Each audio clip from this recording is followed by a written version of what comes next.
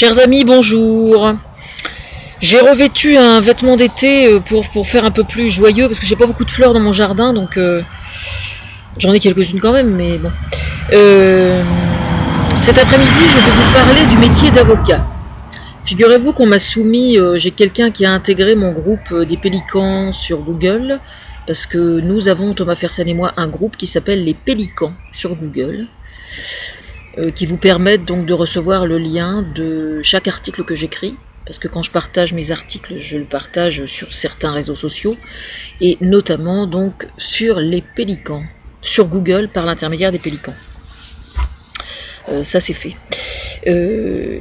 Thomas Fersen fait partie du groupe aussi. Si je vous parle de ça, donc ce monsieur est un représentant du syndicat de la protection des avocats. Alors, c'est vrai que de façon générale, il faut reconnaître que les avocats n'ont pas tellement bonne presse dans l'opinion publique. Pourquoi ? Parce qu'il y en a quand même certains qui ont trempé dans des magouilles, quelquefois, hein, quand même, depuis plusieurs décennies.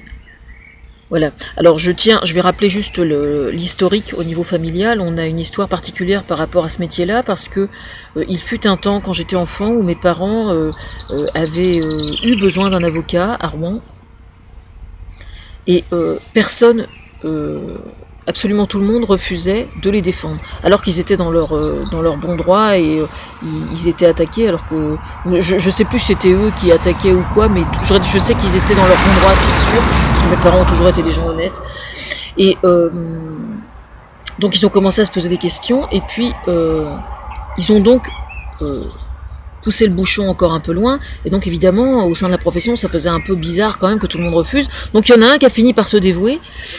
Et puis, le jour du procès, eh bien, il n'a pas desserré les dents. Lui, hein, il était là, il n'a pas desserré les dents.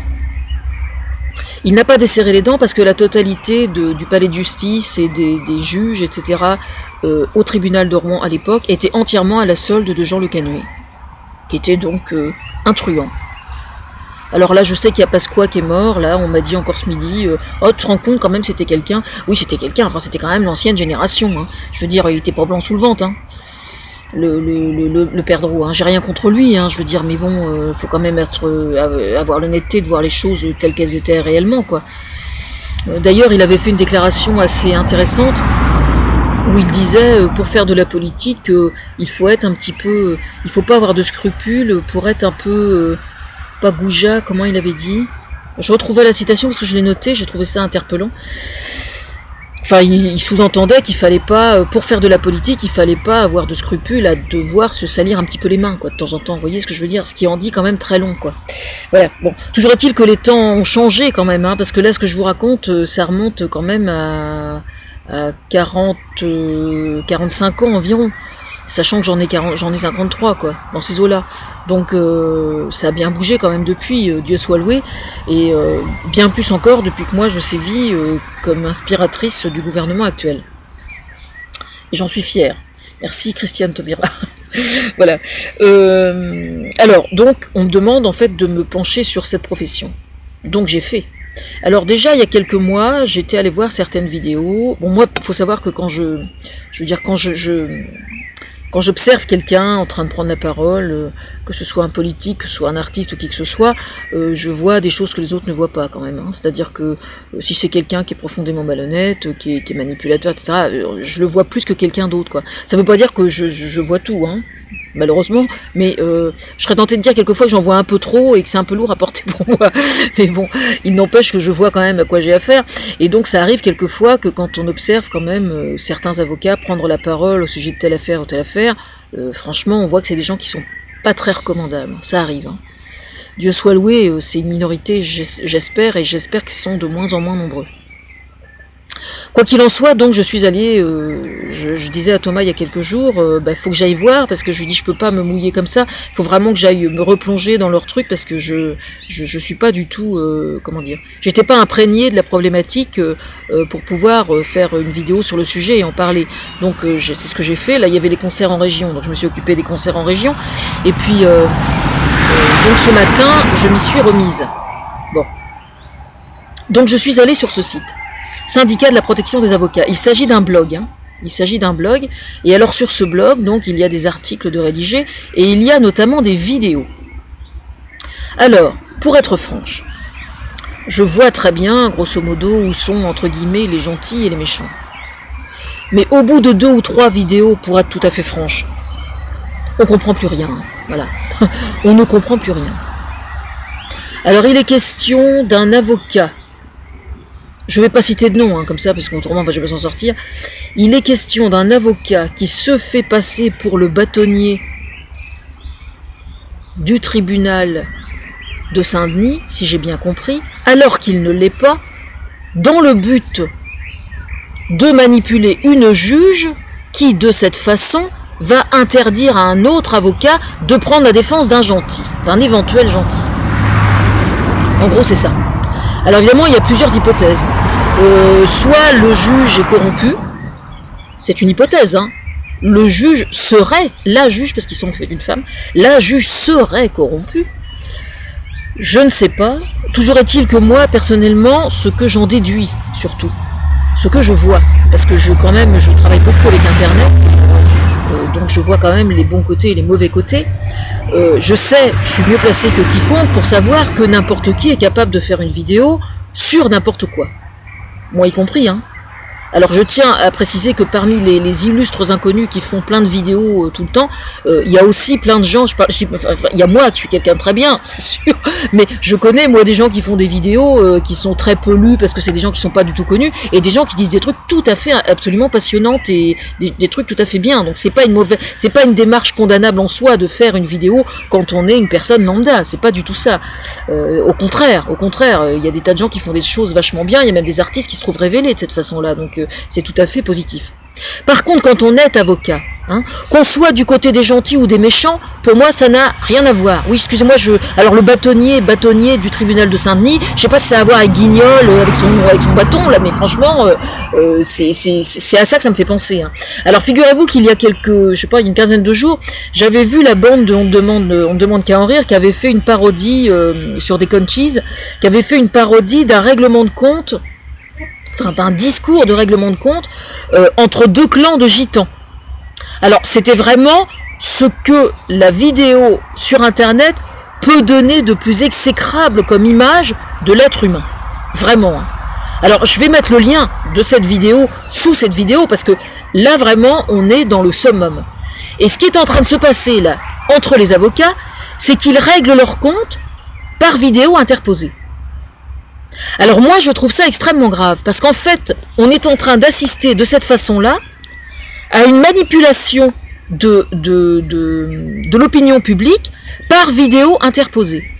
C'est-à-dire que de la même façon qu'il y a des gens qui ne jurent que par le référendum en méprisant la démocratie, alors que c'est complètement stupide parce que par définition dans une démocratie quand quelqu'un est élu, il y a des institutions qui sont en place dans notre République, qui ont pour objectif précisément d'offrir un arsenal juridique et institutionnel qui permet le fonctionnement de la gestion d'un pays. Donc faire appel à un référendum pour un oui, pour un non, c'est complètement con et irresponsable. D'autant plus que quand on voit le mal que les gens ont à aller voter déjà alors qu'il y a peu de référendums, s'il y avait un référendum toutes les semaines, je vous explique même pas, je veux dire personne n'irait, jamais.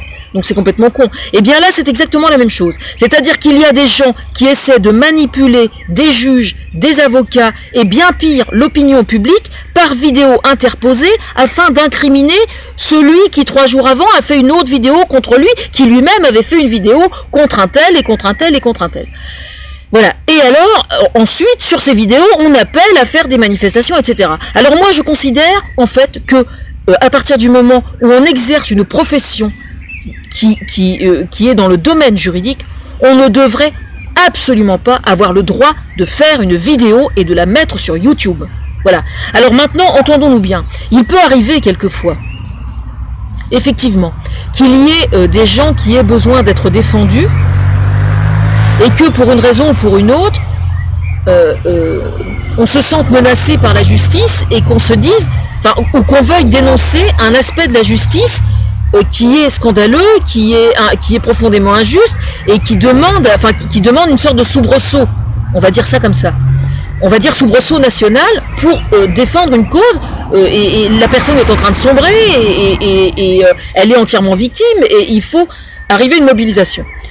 Dans ce cas-là, qu'un particulier fasse une vidéo sur le sujet, je peux le comprendre, je peux parfaitement le comprendre. J'ai bien dit un particulier, une personne lambda, éventuellement un bénévole. Hein.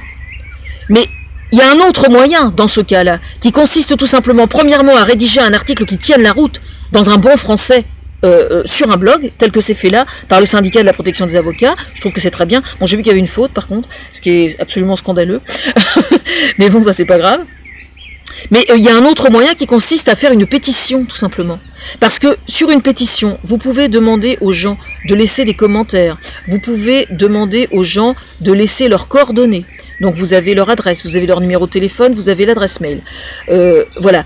Par le biais d'une pétition, on peut réellement faire progresser quelque chose. Donc s'il y a quelque chose qui pose vraiment problème au sein du ministère de la Justice ou au sein d'un tribunal en particulier, le système de fonctionnement des pétitions sur Internet est parfaitement adapté au fait, justement, de pouvoir fédérer un mouvement pour faire avancer une cause qui semble être dénigrée ou ignorée.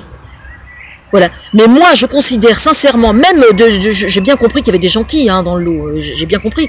Enfin, quand le gentil, on arrive au stade éventuellement de donner son numéro de portable personnel en évoquant Saint-Louis, etc., etc., moi je veux bien, mais enfin, si c'est rendre la justice par vidéo comme un gland, sur votre respect, sans vouloir faire de jeu de mots, parce que c'est ça aujourd'hui, hein, rendre la justice sous un chêne, moi, je veux bien, mais enfin, c'est quand même rendre la justice comme un gland si on le fait par vidéo, je suis désolé, hein. C'est pas un tribunal, une vidéo. Je veux dire, c'est quand même inquiétant. Maintenant, il existe aussi des avocats qui, en fait, sont beaucoup plus hommes de spectacle, vous comprenez hein. Ce qui les intéresse, c'est de faire le show. Alors, dans ce cas-là, eh bien, il faut avoir le courage qu'ont certaines femmes, hein, notamment Sylvie Joly, qui est malade malheureusement et qui ne sévit plus sur les scènes, ce qui est bien dommage, ou Caroline Vigneault. Alors allez voir le spectacle de Caroline Vigneault, ou bien alors faites de la politique. Hein. Combien d'avocats se sont retrouvés à faire de la politique? Parce que quand on a du baratin, brasser du vent, par exemple, Nicolas Sarkozy sait très bien faire. Il essaie de faire croire qu'il veut revenir et il n'a rien à proposer. Mais par contre, pour avoir du baratin, il en a. Vous voyez ce que je veux dire? C'est ça en fait le problème.